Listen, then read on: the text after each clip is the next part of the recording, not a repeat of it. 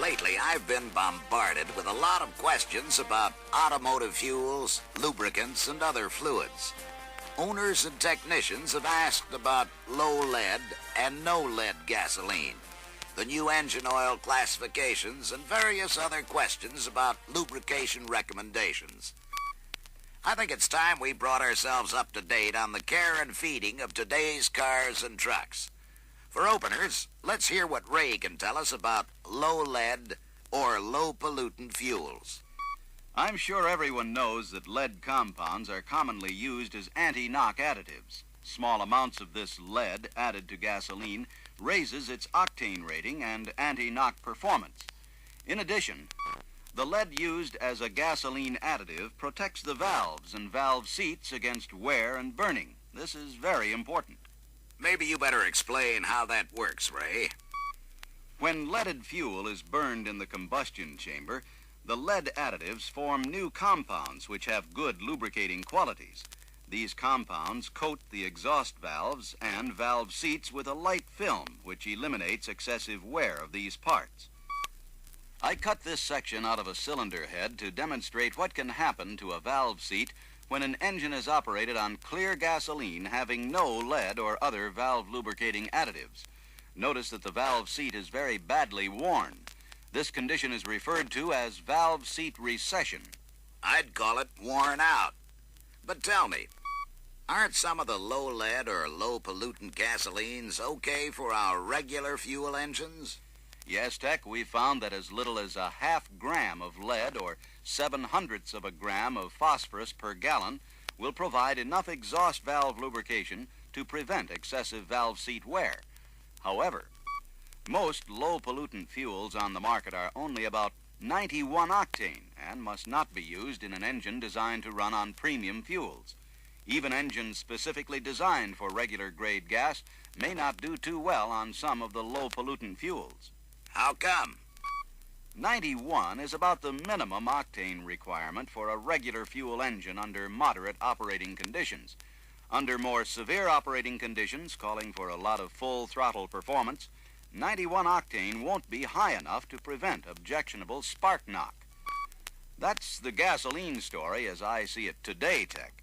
But I'm sure that we'll see a lot of changes in both engine design and fuels in the next few years. Most people don't realize how much the all-out effort to minimize vehicle emissions is affecting engine design, fuel characteristics, and lubrication requirements. The entire picture is in a constant and rapid state of change. It's most important for owners and mechanics to understand how these changes affect the care and feeding of the cars they drive or service, as the case may be. Last year's cars aren't the same as this year's models, and in many cases, fuel and lubricant requirements aren't the same either. Any owner who spends several $1,000s for a new car but doesn't take the time to read the maintenance section of his operator's manual could be asking for trouble. As a matter of fact, every service technician should make sure he knows what the current operator's manual says about periodic service. In addition, service technicians should follow the recommendations in the current service manuals when they're working on a 71 model. And the way things are changing, it's more important than ever that they read every service bulletin that comes in. Speaking of changes, what's the story on engine oil and oil change intervals? Before getting into specifics, let's take a few minutes to review the things a good engine oil must do. The first job is the obvious one. Engine oil must lubricate all the moving parts and minimize wear by preventing metal-to-metal contact. The ability of the engine oil to cool engine parts is very important. In order to do this, the oil must be able to withstand extremely high engine temperatures. Engine oil must provide a good seal between piston rings and cylinder walls. A good oil seal helps maintain good compression and prevents excessive blow-by. One of oil's most important jobs is to protect the engine against corrosive acids, moisture, and other contaminants. These undesirables are all normal byproducts of combustion. Last but not least, oil must keep the engine parts and oil passages clean. It must prevent the accumulation of deposits that would affect engine operation and promote engine wear. The engine oil story is actually the story of the amount and the kind of additives necessary to produce a high-quality product that will protect the engine against all these things. The oil change interval depends on how fast these additives are depleted or destroyed. Some parts, like cam lobes, tappets, and piston rings, present a real lubrication problem. Because of the constant high-speed rubbing action between these parts, they will scuff and wear rapidly unless the oil contains a very special chemical additive which forms a protective coating on the moving parts. The anti-scuff additives in a high-quality oil actually promote the polishing of the moving parts. They help polish the cams, piston rings, and cylinder walls. This polishing and seating action aids engine break-in, and the additives protect these parts against scuffing after break-in. Engine heat gradually destroys the anti-scuff additives. Once they're used up, the oil can no longer prevent scoring and excessive wear. The anti-scuff additives are good for about 4,000 miles of highway driving. Since engine heat is the prime enemy of the anti-scuff additives, extreme operating conditions which produce excessive engine heat may further reduce the life of these additives and necessitate oil changes at shorter mileage intervals. Suppose you catch your breath while I talk about acid in the oil. Corrosive acids are the most common cause of abnormal engine wear. Partially burned fuel and moisture are the main acid-forming ingredients. When the acid-forming byproducts of normal combustion combine with moisture, rusting and corrosion of engine parts is really speeded up. Cylinder bores, piston rings, hydraulic tappets, timing chains, rocker arms, and valve springs are all fair game for corrosive acids. A reddish-brown coating on these parts is a sign of neglected oil change and corrosive acid damage. High-quality oils usually contain two types of corrosion inhibitors. One type actually retards the formation of acids by attacking the acid-forming ingredients. The other type inhibitor neutralizes any acid that is formed.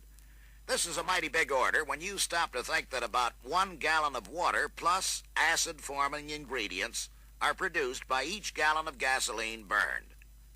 But I think Ray is ready to take over again. Thanks, Tech. Driving conditions affect the useful life of the corrosion inhibitors more than the mileage driven. When the engine is cold, relatively large amounts of acid are formed. That's why cold weather and short trips consume the corrosion inhibitors quite rapidly. To keep the acid under control, a high-quality oil with plenty of acid inhibitor must be used, and under normal driving conditions, the oil must be changed every 3 months. Under cold engine, short trip driving conditions, oil should be changed more often. The word sludge isn't exactly a scientific chemical term, but it certainly describes the thick, dirty condition found in an engine when oil changes have been neglected. Partially burned gasoline, combustion soot, and moisture are the principal sludge ingredients. Any engine or driving condition that reduces combustion efficiency increases sludge formation. Since sludge restricts oil flow, the harmful effects of sludge are fairly obvious. In addition, varnish may be formed in an engine by cooking the sludge ingredients at high engine temperature. High-quality oils and fuels which minimize varnish formation are particularly important in today's engines. We know that all fuels contain ingredients that can produce varnish under some operating conditions. In addition, small amounts of varnish may be formed by heating engine oil until it starts to oxidize and break down. Varnish does most of its dirty work by causing moving parts to stick or bind. For example, badly varnished piston rings stick in the ring grooves. This results in excessive oil consumption and blow-by. Varnish on hydraulic tappet plungers causes serious valve lifter troubles. Since oxides formed by heating oil or burning gasoline produce sludge and varnish, oils must have suitable oxidation inhibitors. These inhibitors react chemically with the sludge and varnish, forming ingredients to form new compounds which are relatively harmless. This retards the formation of sludge and varnish. Even under ideal driving conditions, Some of the oxidation inhibitor is used up in combating the formation of sludge and varnish. A cold engine, or one that isn't properly tuned, greatly accelerates the rate at which the oxidation inhibitors are used up. The only effective way to fight sludge and varnish formation is to use a high-quality oil containing adequate oxidation inhibitors and change oil before these additives are depleted. And since this side of the record is depleted, will someone change it so we can hear what's on the other side? Even under ideal driving conditions, small amounts of contamination manage to get into the oil. Traces of non-abrasive contaminants aren't particularly harmful. If they're held in suspension and circulated, the oil filter soon traps and holds the solids. Detergent and dispersant additives hold the contaminants in suspension and prevent them from depositing out in critical areas.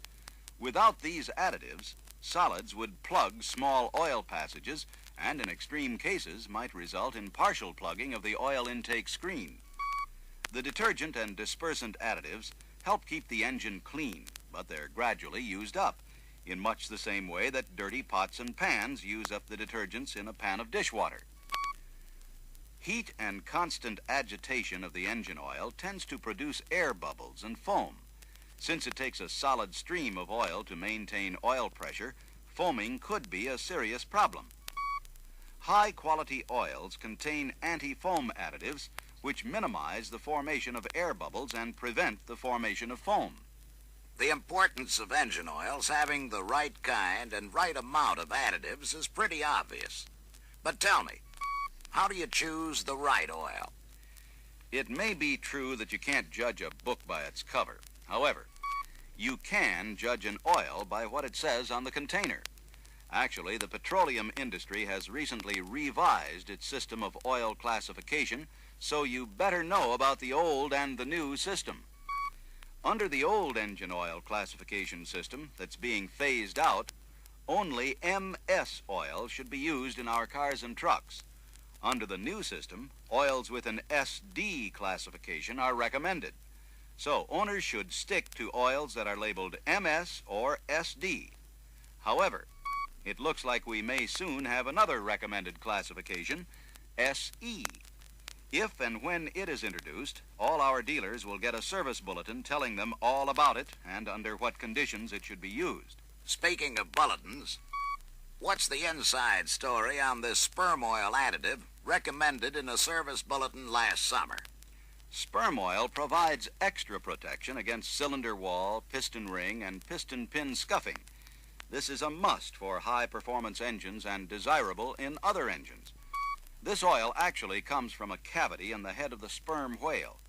Sperm oil has great film strength and unusual ability to cling to metal surfaces. The factory oil fill for all high-performance engines consists of a pint of sperm oil additive and a high-quality MS or SD engine oil. As a matter of fact, the factory fill on all cars and trucks is high-quality MS or SD. Right, Tech. Now, any high-performance engine that's operated under maximum performance conditions needs heavier than normal lubricating oil. For best protection of the engine, the highest viscosity oil that will permit satisfactory cold starting should be used, and a pint of sperm oil should be added at every oil change. Haven't there been some other changes in the oil viscosity recommendations in the past year or two? Yes, Tech, and we'll probably see more changes in the future as a result of engine design improvements we're working on to further reduce exhaust emissions. Generally speaking, higher viscosity oil is desirable for extra hot engine protection. On the other hand, we need reasonably low viscosity oils for easy cold weather starting. As a result of these requirements, we're working to develop multi-viscosity oils having the widest possible viscosity range. For example, the 10W40 and the 20W50 oils are relatively recent additions to the multi-viscosity oils readily available at your friendly service station. What's more, I'll stick my neck out and predict that we'll probably see even wider viscosity ranges available in the foreseeable future. Because of developments like this, it's important for owners and service technicians to recognize that the oil and fuel picture is changing, and they must know what the present recommendations are. The detailed oil classification, oil viscosity, and the oil change recommendations are spelled out in the operator's manual and the service manual, so there's no reason to repeat that information here. However, suppose you summarize the guidelines for oil viscosity and oil change intervals. Single viscosity oils of the correct weight are satisfactory for areas where temperature ranges are fairly constant and seasonal changes are not very great. Where seasonal temperature changes are both rapid and severe, the owner may get caught between oil changes with an oil that's too heavy for starting or too light for good lubrication. Multi-viscosity oils were developed for the convenience of owners living in areas experiencing significant seasonal temperature changes. For example, 10W30 or 10W40 will provide good year-around hot engine protection and easy cranking in many parts of the country. Next, let's consider oil change recommendations. Oils must be changed before the additives are used up and before the oil becomes excessively contaminated. Let's review briefly what happens to the additives. Anti-scuff additives are gradually used up in lubricating hot engine surfaces. Corrosion inhibitors neutralize acids formed in the engine and are consumed in the process. Oxidation inhibitors are used up when they react chemically with combustion ingredients to retard or prevent the formation of sludge and varnish. Oil contaminants and deposits gradually consume the detergents and dispersants. So, how often should the oil be changed? This depends on temperature, type of operation or driving conditions, and the engine condition or how well it is tuned. The favorable engine temperature conditions and the low rate of contamination during highway driving in a properly tuned car permits the owner to drive 4,000 miles between oil changes. The short trip driver needs to change oil more frequently. Since driving conditions affect the life of the oil additives, it's not possible to determine the proper oil change interval solely on a fixed mileage basis. An oil change interval based on time adjusts for the type of driving as well as the mileage. For most types of operation, the oil should be changed every 3 months. Frequent driving on dusty roads or unusual short trip driving, particularly in cold weather, calls for more frequent oil changes. Our full flow oil filters remove solids from the oil before it is circulated through the engine. A relief valve is incorporated in the system which permits unfiltered oil to bypass the filter if it should become clogged. The filter must be changed every other oil change to effectively protect the engine against damage from abrasive solids. With this filter change policy, conditions calling for frequent oil changes ensure more frequent filter changes. Oil filters do vary greatly in their ability to remove fine particles from the oil and in their capacity to trap and hold solids without becoming clogged. Filters available from Chrysler parts meet all of the standards necessary to protect our engines. Incidentally, a dirty or damaged carburetor air filter or a neglected crankcase ventilation system will contribute to oil contamination. Under normal operating conditions, the air filter and the crankcase vent system should be serviced every 6 months. If the air cleaner and crankcase vent valve require more frequent service, the vehicle is probably being operated under conditions that call for more frequent engine oil and filter changes. About all we've talked about is fuel and engine oil service. How about transmission, rear axle, steering, and brake system fluids and lubricants? There haven't been very many recent changes in servicing those units, Tech. Only automatic transmission fluid labeled Dexron should be used in our TorqueFlite transmissions. Dexron is also recommended for our manual transmissions. The old Type A fluid has not been recommended for several years now and should not be used. Power steering fluid of the type available from Chrysler parts is the only one I know of that's completely satisfactory for our power steering system. Automatic transmission fluid should not be used because it will gradually attack and shorten the life of the power steering hoses. Chrysler Hypoid Lube is recommended for both conventional and sure grip differentials. This lubricant is also recommended for our manual steering gear. Brake fluid advancements have kept pace with the demands placed on the brake system by expressway driving and the heat generated in stopping a heavy car that is driven at higher speeds. There are two important precautions with respect to brake fluid and brake service. First, use only approved type brake fluid. Unfortunately, inferior fluids do find their way to market, and they should be avoided. Second, all brake fluids will absorb water from the air, and even the best fluids with high initial boiling point are very adversely affected by relatively small amounts of water. Keep brake fluid in sealed containers so it will remain moisture-free. Never use a container that has been used for oil. And make sure the master cylinder diaphragm seal is in good condition so that the system is airtight. Thank you, Ray. You've answered the most important questions I've been getting on fuels, lubricants, and fluids. As a matter of convenience, we'll include a service summary at the end of the film and of this month's reference book.